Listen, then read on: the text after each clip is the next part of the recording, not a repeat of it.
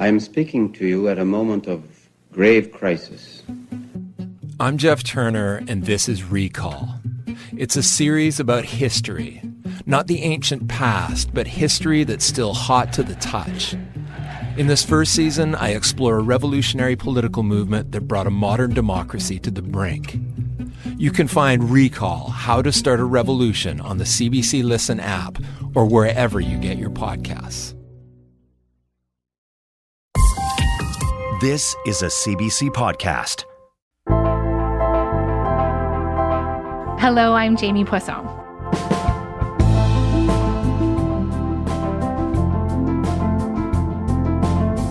You can't call for violence on a specific person, but can you say they're throwing bricks? We should throw bricks. Can you call for violence generally? Because I am. So 5 years ago, Canadian far-right media personality Gavin McInnes started an all-male group in New York, which he referred to as a Western chauvinist drinking club. You've heard of them. We've covered them on the show. They've been shouted out by Donald Trump.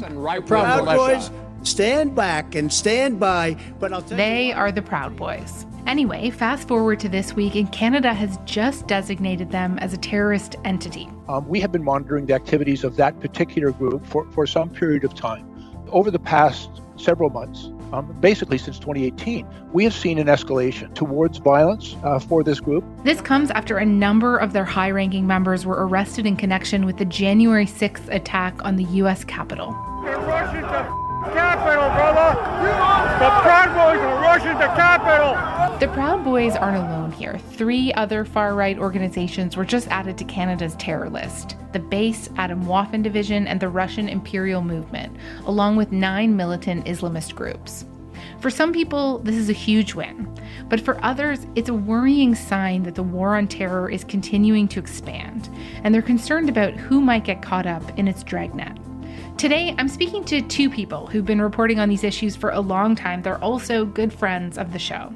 Ben McCoo is a national security reporter for Vice. Michelle Shepard reported on the post-9/11 war on terror for the Toronto Star for many years, and she wrote a book about it, Decade of Fear, Reporting from Terrorism's Gray Zone. Hello to you both. Hi, Jamie. Hi, thanks for having me back. Thanks so much for being here. So Ben, let's talk briefly about who these groups are and what may have led to the Canadian government's decision to designate them as terrorist organizations. And let's start with the Base. Some of our listeners might be familiar with them. You've been on this show talking about them before. And can you tell us a little bit about who they are and their connection to Canada, if any? So the Base is a neo-Nazi accelerationist organization that basically believes in terrorist acts to hasten the collapse of the U.S. government. They want to kick off the race war, or so-called race war. And basically that means small assassination plots or bombings. They've talked about poisoning water facilities, bombing power stations, stuff that would promote general chaos in a society. And many of their members, I think 9 of them, have been arrested by the FBI alone. And one of them is a Canadian guy that we've talked about before, right? Patrick Matthews? Yes, and Patrick Matthews was a former Canadian reservist who actually illegally left and entered the United States and was harbored by the Base for close to 6 months. And he was picked up for some charges relating to a plot to shoot up a gun rally in Virginia. During a search of their apartment, law enforcement found videos Matthews made, in one wearing a gas mask and speaking with a distorted voice, where he calls for violent revolution, derailing trains and poisoning water supplies. So there's a strong connection between the Base and Canada. All right, what about Adam Waffen Division? Adam Waffen Division is kind of a sister organization. It's very similar. They actually are connected to 5 murders in the U.S. They're the ones that really spread the ideology of neo-Nazi white nationalist terrorism that really is proliferating today online. Adam Waffen means atomic weapons in German. The group embraces Nazi ideology and preaches a hatred of minorities, gays, and Jews. It calls for lone wolf acts of violence, much like the massacre in Pittsburgh. And, there's been multiple other groups that have sprouted out from them, including the Base being probably the most prolific. There have been members in Canada. We identified one in the summer of 2018 who was a former Canadian reservist that was in Nova Scotia. And there's suspicions of others. But Adam Waffen Division is, it is also a group that's under immense FBI scrutiny, and many of its members have also been picked up in raids. Okay. And what about the Russian imperial movement? I have to confess, I hadn't actually heard of this group before this designation on Wednesday. I mean, are they even active in Canada? So that's the real question of Russian imperial movement, or whether or not they have Canadian operatives per se. But the thing about the Russian imperial movement is that it has tried to promote Westerners and people from abroad going to St. Petersburg, where they have a training facility or nearby, to get paramilitary training and then go back to their home countries to perform terrorist attacks. These men are preparing for urban warfare. This is a promotional video for a training camp in St. Petersburg run by a group called the Russian Imperial Movement. The RAM is linked to Russia-backed separatists in Ukraine, bomb attacks in Sweden, and far-right groups across Europe and the United States. It's almost very similar to like how ISIS had Western recruits, and then when the caliphate was starting to fall, some of them went back and were instructed to carry out attacks. Mm-hmm, mm-hmm. And this is something that you and I have talked about on this podcast before, that these groups take a lot of cues or lessons, I guess, from ISIS or Al-Qaeda. Yes, they absolutely do. All right, so we've got these three groups and then the Proud Boys, who I mentioned in the intro. We've covered the history of this group recently on this show. So for our listeners, you can find that episode in our feed. They are sort of like a far-right street fighting gang active in the U.S. and to a lesser extent in Canada. And Ben, I want to come back to them in a second with you. But first, Michelle, what does it mean to actually be designated a terrorist group in Canada? Like, what happens to you? Well, probably the biggest impact is financial. So what it means is that security agencies can now freeze financial assets. It becomes a crime to provide material support to these groups. And that can be something as simple as, saying, buying a cap that says Proud Boys. I mean, if they wanted to prosecute that. So that's probably the largest investigative tool that they can have. And then it simply also just makes it a crime not to be a member of these groups, but to support them in any way. So that would definitely cut down on any fundraising that they're trying to do. Or just, I mean, these groups have been very out there in the open. So it'll definitely push them more underground. Can you tell me a little bit more about that idea that it's illegal to support these groups, but I guess not necessarily to be a member of them? Yeah, it is a bit confusing, but merely being a member of a group is not a criminal offense. So to prosecute members of terrorist entities, you have to show that they provided material support, they provided some sort of support to further the goals of the group, not simply just having, a membership card. Not that these groups have those, but that was one of the issues that came up quite a bit when you had these Western recruits for ISIS, that to criminally prosecute them, you had to show more than just that they said they belonged to the group. Now, how that gets applied is there's a wide range, and it could be, something as simple as, as I said in the example with the Proud Boys, buying a baseball cap. It doesn't have to necessarily be much, but there has to be some proof that they are supporting the group financially.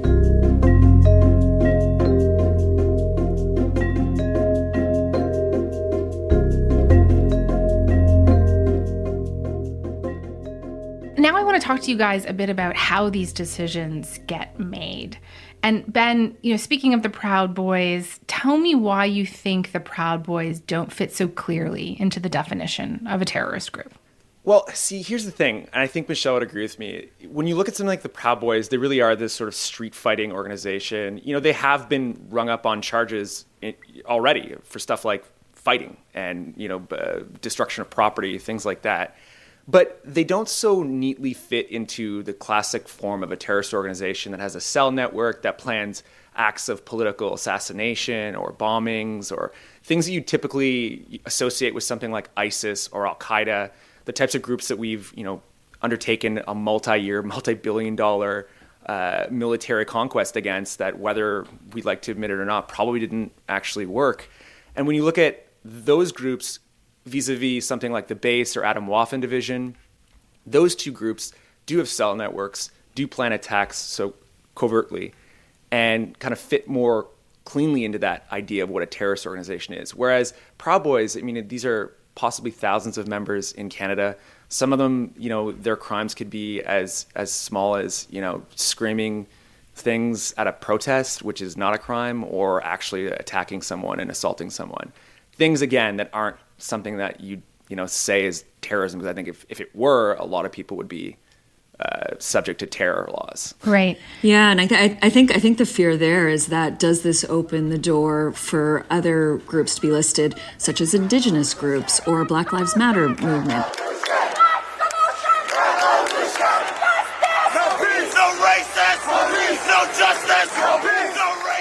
Because I think what Ben's raising is kind of the inherent problems with this, the general so-called war on terror, but these terrorist lists per se, they even though they say they're not politically decided upon, politics absolutely does play a role here.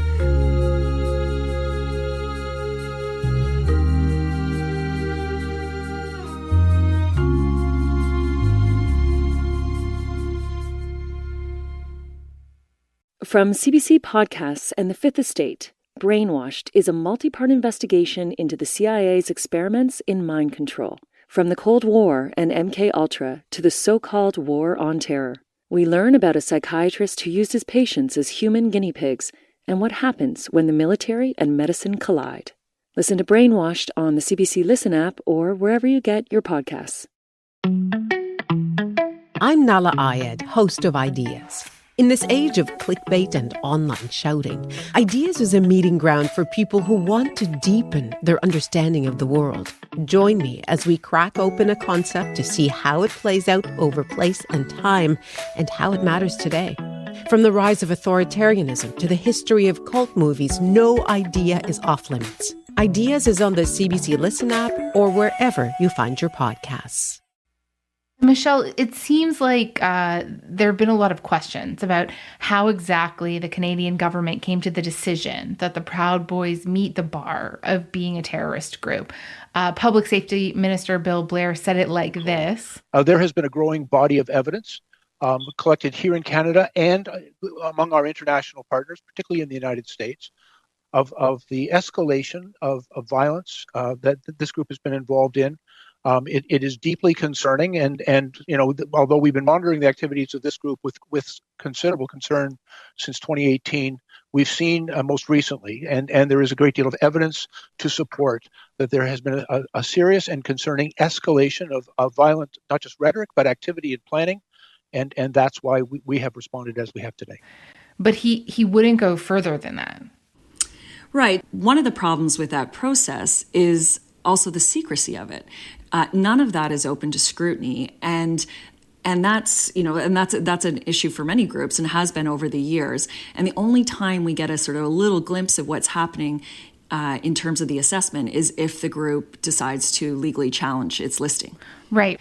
I want to keep talking to you guys about some of the concerns here, but first, Michelle, there were a lot of people that were happy about these designations, sure. Right? NDP leader Jagmeet Singh introduced the motion to Parliament. He is celebrating that the House call upon the government to use all available tools to address the proliferation of white supremacist and hate groups, starting with the immediate designating Proud Boys as a terrorist entity. The Canadian Anti-Hate Network has been calling for Adam Waffen Division and the base to be added to this list for a long time. And I know that this may seem like a bit of an obvious question, but can you talk to me a little bit about why these designations have been welcomed?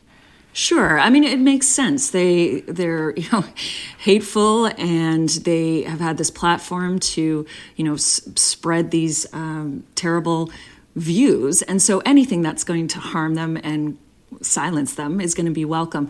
But I think, moreover, it's the fact that, for nearly 20 years now, we've had this so-called war on terror, but the only groups really that have been targeted have been Muslim groups or Muslim individuals. So I think even though the threat statistically over the years has been much greater from these type of white supremacist groups, the terrible so-called lone wolf attacks we've had, all the resources have gone to investigating Muslim groups. So I think certainly there is a sense of okay, finally, you are looking at the risk as it is. But I will note, the four groups that we're talking about were 4 or 13 that were listed, and the others are Al-Qaeda or ISIS affiliates. And that brings a total in Canada of 6 out of 73 that deal with white supremacists. So it's still, the list is still highly skewed towards Islamic groups. Right. And Ben, I'll bring you in here because I know that you and I have talked about on this podcast before, just like how law enforcement has essentially been dragging their feet here on these groups for a long time. They really have. And I think, one example you want to look at is the Patrick Matthews case. So this individual was completely outed as a member of the base. I believe his house was actually raided by the RCMP. He wasn't arrested. He was at home and then disappeared, and his car was found near the American border. And then he was harbored by the base for close to 6 months and started planning terrorist attacks. He helped train other members of the base in weapons and paramilitary styled exercises. Right. Allegedly. And, from all that I know, I don't believe the RCMP had a real handle on this. And this is very open and known to them. But like Michelle said, the last 2 decades have been completely devoted to Islamic terrorism. And when you look at it, these groups haven't left. And I'd just like to remind everyone and everyone listening, before 9/11, the biggest act of domestic terrorism in the United States was Timothy McVeigh. Mm-hmm. And this was a white nationalist terrorist. So this isn't anything that should be new to authorities, but I think there was definitely sort of this complete pivot towards groups like Al-Qaeda and ISIS.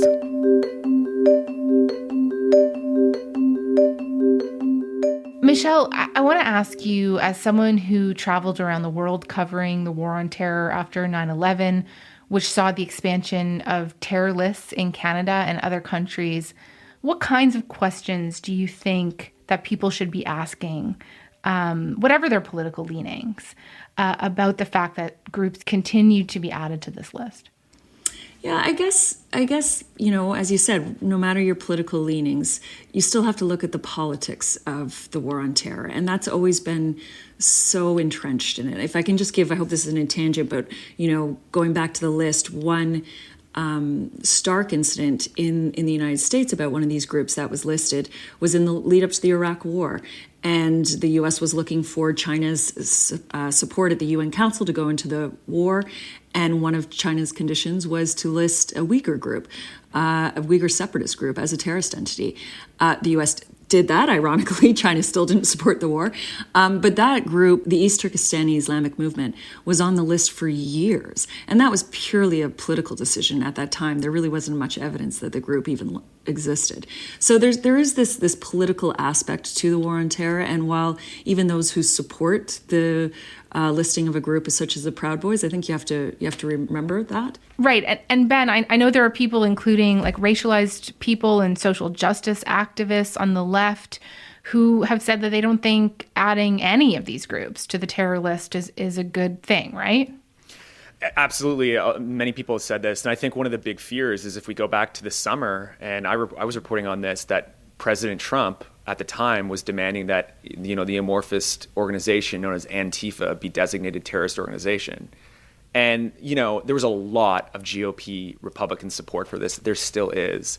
And I think when you have designations like this of the Proud Boys, and I do not want to parallel Antifa to the Proud Boys, but the Proud Boys are this street fighting, gang that's almost decentralized. I mean, clearly they have a membership structure. But what I fear is that you could use this sort of model and apply it to movements like anti-fascist activism or to Black Lives Matter. And I think that's a legitimate concern.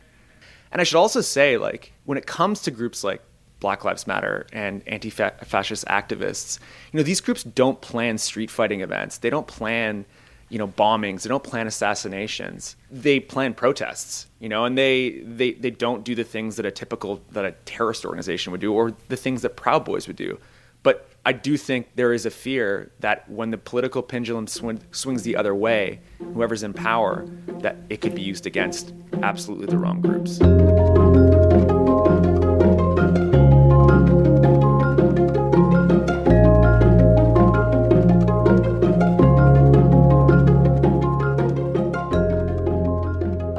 Michelle, on that note, is it fair to say that another reason why a lot of people are wary of an expansion of this list is because since 9/11, so many people who have done nothing wrong, especially Muslims, Sikhs, Arabs, have gotten caught up in this dragnet of this war on terror?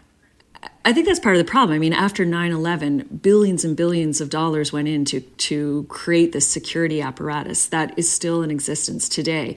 And I think that all these groups that have been targeted over the years are going to continue to be targeted, even with the addition of these groups, these white supremacist groups, to the listing. I think that the other groups are continue to suffer.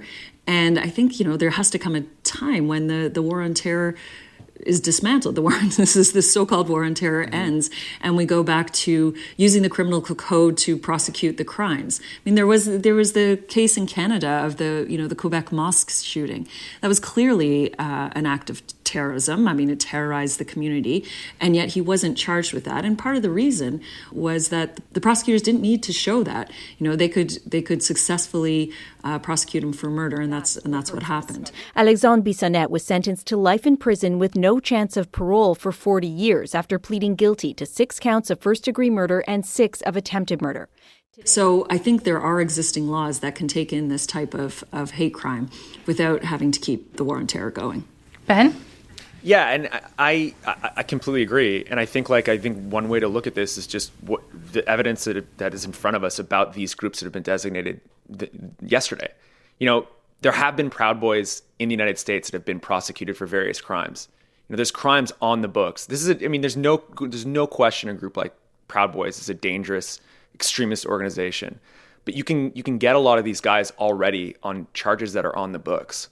And when it comes to Atomwaffen Division and the base, these two very outwardly neo-Nazi terrorist organizations, the FBI has successfully raided and arrested many of these members on stuff like criminal conspiracy and weapons charges and swatting charges and propaganda charges, so many different things. And they've been able to, round up all of these individuals and also present these cases in court, and many of them are now facing, multi-decade sentences.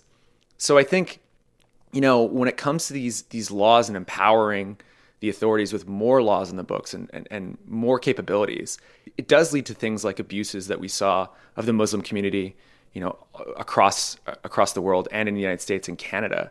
I do fear that possibly could happen here if we then turn this, terrorism industrial complex around and just apply the same things that we did before. Because I think if we look what happened previously, I'm not sure if it completely worked anyway. Right, but just to push back here on the idea that we could use the laws that we already have, designating these groups as terrorist groups, it does, as we've talked about, give the government extra powers, the power to stop fundraising and financial transactions, the power to, charge somebody who maybe is training with the Russian imperial movement in Russia and then comes back to Canada. And isn't this a good thing? So when it comes to some of these attacks, there's not a lot of money that goes into them. You look at something like even some of the bigger attacks that happened from far-right organizations in the past, or even these lone wolves, or in Quebec City. This is an individual who just got a gun and shot a mosque up, and it was, incredibly lethal and incredibly awful. Even 9/11 didn't cost a ton of money. But at the same time, when it comes to something like Russian imperial movement, and you have an individual in Canada go over to Russia and get trained and come back and you can charge them, I think that's very effective. And I think it's also effective and more effective when you're looking at groups like Atomwaffen Division and the base, because these groups are planning acts of terror, sort of these large-scale casualty events, and they're much harder to find. So you need more specific laws to get them. And also, I think it's worth noting that this is good in and of itself, because designating these groups, including the Proud Boys, just as a political statement alone, I think is a great thing for deterrence. It's not a good thing to be associated as a Proud Boy anymore in Canada. So that, I think, in and of itself, it is a good thing. Michelle, anything to add there? Well, I agree with Ben that obviously calling these groups a terrorist organization politically is very, very important. I guess the question is, did the police and intelligence agencies need these new powers to prosecute them. And let's face it, I mean, we're three white reporters here talking about these groups. We didn't wake up today feeling that the listing of these three groups is going to, make us get targeted as white people. But those were 4 of 13 groups that were listed this week. And as I said, that's like now just 6 of 73 on the list in Canada. And the rest have really targeted Muslim communities unfairly. Right. This is such a fascinating conversation. I could listen to you guys talk about the complexity of this all day. But Ben, before we go today, I do actually have one question about how you think that these designations could affect journalism. So I know that you have had firsthand experience with how Canada's national security apparatus works. In 2019, the Supreme Court of Canada ruled that you and Vice had to hand over your notes from interviews with a Calgary man accused of joining ISIS. And so in what ways does this concern people who have been covering the far right, like you, now that these groups have been given terrorist designations here?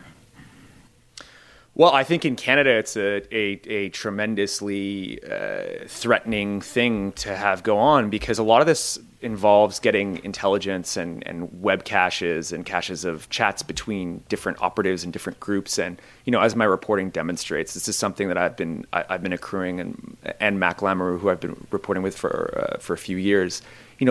We get information from sources inside of groups, and this is precisely the stuff that I was forced to give over to the RCMP, because the RCMP was emboldened by the war on terror and the climate that came from it. I think, given their wins against myself and some of the things that they've tried since, they're definitely willing to do it again. And I think the RCMP, rather than having to, having new powers to go after people like myself or Michelle, should really just get better at policing far right. Michelle, final word to you. Do you share those concerns? Yeah, absolutely. What Ben went through and what some other journalists have gone through makes it really difficult to report on any terrorism cases. Okay, guys. Michelle, Ben, thank you so much for this really fascinating conversation. I hope you'll come back real soon to continue this. Thanks. Thank you so much. Thanks, Jamie.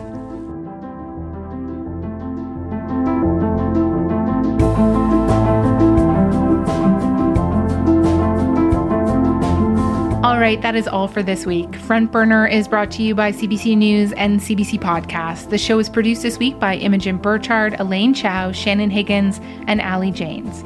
Our sound design was by Derek Vanderwyk and Matt Cameron. Our music is by Joseph Shabison of Boombox Sound.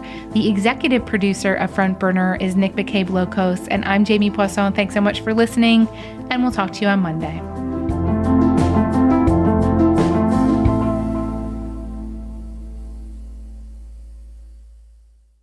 For more CBC podcasts, go to cbc.ca/podcasts/podcasts/podcasts/podcasts/podcasts.